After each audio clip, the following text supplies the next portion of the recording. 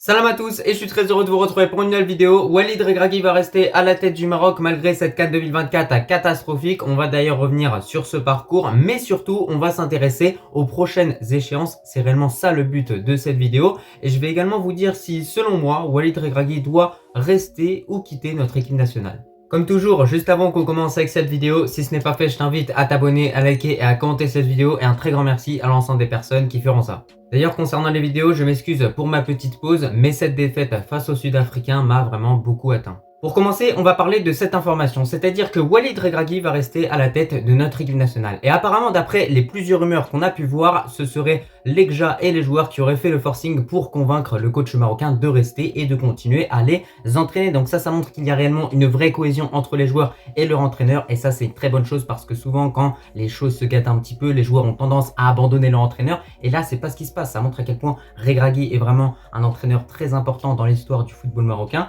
Et voilà, il a toujours su amener en fait cette mentalité de l'impossible possible. Et c'est pour ça en tout cas que j'apprécie beaucoup ce coach-là. Et voilà, il y a cette Coupe du Monde 2022 inoubliable, ça reste ancré dans les mémoires, il a écrit l'histoire du football africain, donc c'est pas non plus n'importe qui Regragui. Après là encore une fois, je vous parle de cette Coupe du Monde au Qatar, mais on doit clairement passer à autre chose, puis surtout Regragui, il représente le fameux Dirounia. Maintenant, on le sait tous, cette CAN 2024 a été horrible, mais c'est vraiment pas une raison pour licencier notre coach qui a quand même écrit l'histoire du football marocain, du football africain et qui a réellement fait un exploit formidable. Il faut pas l'oublier, je pense pas qu'il mérite de sortir comme ça de cette CAN 2024 et d'être viré directement. Surtout que là, c'est plus nous qui le retenons plutôt que lui qui a envie de rester. Voilà, Regragui, il n'était pas contre le fait de partir d'ailleurs. Donc voilà, ça reste à voir en tout cas au niveau de ce qui va se passer. Mais moi, je pense qu'il doit rester s'il parvient réellement à faire évoluer l'équipe et à faire en sorte que notre équipe nationale soit capable de rivaliser face aux équipes mondialement et également face aux équipes africaines. Et sinon, pour vous prendre un exemple, la CAN 2017 de Hervé Renard n'a pas été fantastique, mais malgré ça, le coach français est resté à la tête de notre équipe nationale pour la CAN 2019 et je pense que Regragui doit faire pareil en espérant que ce ne sera pas la même issue et que lors de la CAN 2025, on réussira à faire un meilleur parcours. De toute façon, on est à domicile, on n'a pas le choix. Pour revenir un petit peu sur ce qui s'est passé lors de cette CAN 2024, je pense qu'il ne faut surtout pas remettre entièrement la faute sur Regragui parce que avant tout, ce sont les joueurs qui jouent sur le terrain et non Regragui. Vous avez déjà vu Regragui avec un maillot face à l'Afrique du Sud? Non, donc la principale cause de notre perte, c'est clairement les joueurs, c'est pas le coach. Même si ça reste un ensemble, c'est tout le Maroc qui a échoué et c'est également tout le Maroc qui va se relever pour faire de meilleures choses, Inch'Allah, dans l'avenir, on l'espère en tout cas. Donc après oui, bien évidemment contre l'Afrique du Sud, il y a eu des choix incohérents, titularisation de Mazraoui alors que ça faisait plusieurs mois qu'il n'avait pas eu la moindre minute, il revenait à peine de blessure, titularisation également de Amin Adli qui est un petit peu mitigé avec les circonstances, ce qui a pu lui arriver, le décès de sa mère, Ali Lahma. Enfin voilà, il y a plein de choses à prendre en compte, il y a des choix qui sont mauvais. Mais c'est pas pour ça qu'on doit non plus tomber totalement sur notre coach parce que avant tout les joueurs qui sont alignés, qui jouent beaucoup ou qui jouent pas beaucoup, ils sont obligés logiquement sur le terrain de montrer un bon niveau en fait. À la place, il aurait dû mettre en tant que titulaire Atiatala qui connaît par cœur les Sud-Africains avec le Wydad de Casablanca, lui qui affronte quasiment tout le temps Sundowns, et on aurait pu également mettre en tant que titulaire Saïbaré qui avait réalisé une bonne performance face à la Zambie et qui est totalement capable d'occuper la fonction d'ailier droit. Me dites pas non, au PSV, il joue à ce poste-là et il régale tout le temps dans le championnat néerlandais. Donc voilà, faut juste ouvrir les yeux. Tu as Atiatala, tu as Saïbaré, deux joueurs clairement qui auraient pu faire des différences. C'est dommage, notre coach a effectuer les mauvais choix. Après, dites-vous que rien que ces deux changements-là auraient pu changer énormément de choses dans ce match-là. Tout d'abord, Amin Adli, on le sait, il a eu deux grosses occasions pour marquer durant ce match-là en première mi-temps face à l'Afrique du Sud. Il n'a pas réussi à les mettre au fond, il prenait trop le temps. Enfin bref, il a fait quelques erreurs qui lui ont pas permis clairement de marquer dans ce match-là. Et de l'autre côté, Mazraoui n'a pas bien effectué le repli défensif pour mettre hors jeu le joueur sud-africain sur le but unique, le premier but que l'Afrique du Sud a inscrit lors de ce match-là. Et je pense que Atiatala aurait effectué le repli. Je pense que Saïbari, sur les occasions qu'Amin Adli il a eu, je pense qu'il les aurait mises aussi. Donc voilà, ces deux choix-là auraient pu vraiment être des choix cruciaux et malheureusement notre coach a pêché encore une fois. Après voilà, je pars du principe que peu importe les joueurs qui sont titulaires, ils doivent vraiment tout donner sur le terrain pour le blason, ce qui n'a pas été le cas pour Selim Amala qui n'a pas su couper la ligne de passe lors du but qu'on a encaissé. D'ailleurs, voilà, on voit qu'il retrousse ses chaussettes alors qu'il aurait pu bien se placer pour éviter qu'il y ait cette transmission qui mette ensuite en difficulté pardon, notre défense. Et d'ailleurs, sur cette même action, c'est lui qui a perdu le ballon au début. Donc voilà, encore une fois, ça montre à quel point ce joueur-là n'a rien à faire encore une fois dans notre équipe nationale actuellement. Moi, je l'ai toujours défendu, mais oui, au bout d'un moment, il est indéfendable. Et c'est également le même cas de figure pour Youssef En-Nesyri. Franchement, moi, je vous le dis, cet attaquant-là, je ne veux plus le voir. J'ai été écœuré par lui. Il a juste marqué contre la Tanzanie, c'est tout ce qu'il a fait. Contre le Congo, il n'a pas marqué. Contre la Zambie, il n'a pas joué, tant mieux. Là, contre l'Afrique du Sud, il avait des situations mais tellement simples à mettre, il les a pas mises au fond. Franchement, moi, je vous le dis, il m'a dégoûté, En-Nesyri.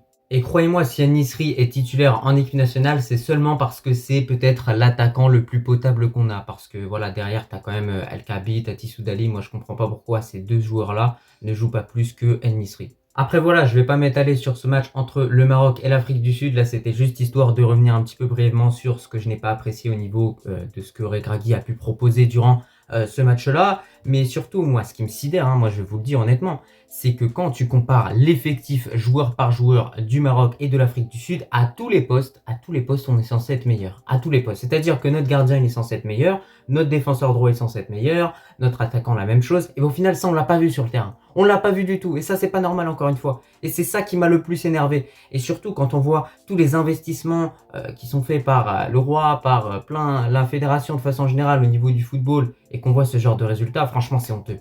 C'est honteux de donner ça à un peuple de plus de 40 millions d'habitants qui est derrière son équipe tous les jours et tu vois un match comme ça. Franchement, moi, ça m'a vraiment dégoûté plus que tout.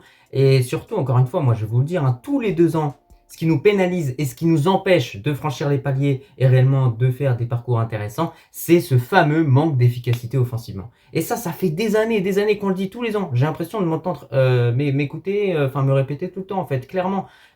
Tous les 2 ans, je vais vous dire, ouais, bah voilà, on a manqué d'efficacité. Là, on a manqué d'efficacité. Au bout d'un moment, il y a un problème, il faut trouver un attaquant.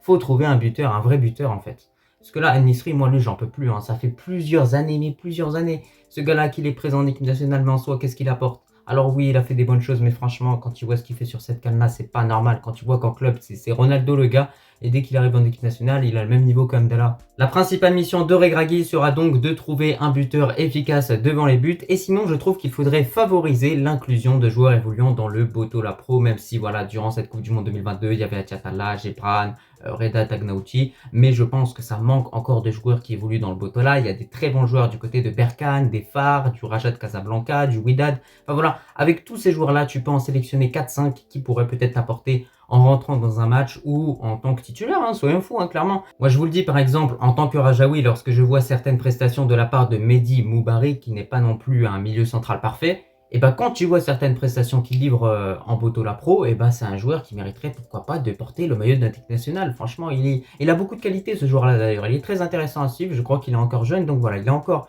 une marge de progression à acquérir, mais c'est très intéressant. Sinon, le Maroc pourrait également partir sur des joueurs comme Reda Slim de Al Ahly. Voilà, il joue dans un très bon club en Égypte. C'est quasiment le meilleur club du football africain concernant la Ligue des champions africaine, tout ça, etc. Et on a également Boutouil, joueur qui évolue à Sundowns. Franchement, lui, je l'avais dit avant la CAN 2024. Vous pouvez retrouver les vidéos. J'avais dit que celui-là, fallait le prendre. Voilà, celui-là, fallait le prendre. Ça pouvait être une option.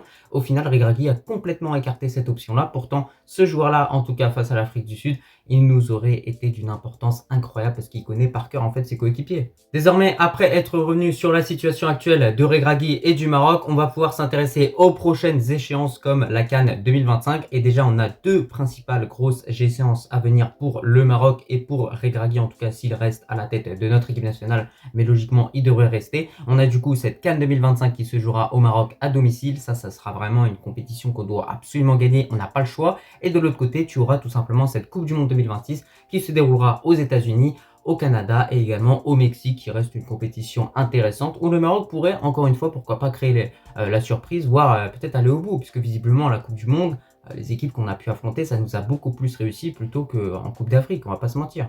Et sinon, à court terme, les prochains matchs à venir pour le Maroc seront face à la Zambie et face au Congo-Brazzaville. Ce sont des matchs qui compteront pour les qualifications à cette Coupe du Monde 2026. Donc, je pense que vous vous en doutez, ils sont d'une importance capitale. De plus, prochainement, les groupes de qualification pour la CAN 2025 devraient être annoncés, mais pas de problème, on est déjà qualifié en tant que pays hôte, bien évidemment. Alors, à quoi vont nous servir ces matchs-là? Tout simplement à ce que Regragui forme une équipe capable de rivaliser avec le continent africain. Voilà, je pense qu'il a déjà eu assez de temps, mais là, ça va nous permettre d'avoir encore plus de temps et de jouer ces matchs-là en quelque sorte sans pression, pour faire plaisir au peuple et également pour tenter des choses. Voilà, jouer en 3-5-2, en 4-3-3, en 3-4-3. Enfin voilà, on peut tenter plein de tactiques, essayer plein de choses. Ça va vraiment être très intéressant, faire jouer les remplaçants également. Donc voilà, on verra ce que ça donnera, mais en tout cas, j'ai hâte de voir tous ces matchs-là, bien évidemment. Et d'ailleurs, durant les prochains mois, on a l'arrivée de certains joueurs qui pourraient faire vraiment bouger les choses. Ça va vraiment être des renforts de qualité. On a Brahim Diaz, Ben Seguir et Ilyas Akromash qui devraient rejoindre notre équipe nationale. Alors ça reste à confirmer, mais c'est très probable en tout cas que ça intervienne durant les prochains mois. On devrait également voir le retour de Sofiane Diop et d'autres joueurs également comme tout simplement Sabiri. Ces joueurs-là vont venir encore une fois un peu plus renforcer notre effectif, ce qui nous permettra d'avoir définitivement le meilleur effectif d'Afrique. Mais bon, voilà, malheureusement, on s'est fait sortir par l'Afrique du Sud. Ça, encore une fois, cette défaite-là, je vous le dis, je vais mettre du temps à la digérer. Oui, je vais critiquer notre équipe, mais il y a une chose qui est sûre, c'est qu'on sera toujours derrière notre coach, derrière nos joueurs. On les poussera pour qu'ils s'améliorent. Et voilà, je veux pas qu'on me prenne pour quelqu'un qui critique tout le temps l'équipe. Non, moi, je veux juste faire avancer les choses, juste pointer ce qui va pas pour apporter des solutions directement et la venue de Brahim Diaz, Ben Seguir, des joueurs comme ça peut être une solution bien évidemment avec un nouveau buteur également. En tout cas voilà, par rapport à ces informations là concernant Ilyas Akromash, Ben Seguir et Brahim Diaz, je pense que je reviendrai sur ça dans une vidéo plus détaillée où je parle vraiment que de ça parce que là j'en parle vite fait, ça sert à rien de s'étaler là-dessus. En tout cas j'espère que cette petite vidéo t'a plu sur la situation de Regragui qui devrait logiquement à 100% de chance rester en équipe nationale grâce à l'EGJA et aux joueurs qui souhaitent clairement pas voir le coach marocain partir. En tout cas moi je te remercie si tu as regardé cette vidéo dans son entièreté et je te dis à la prochaine.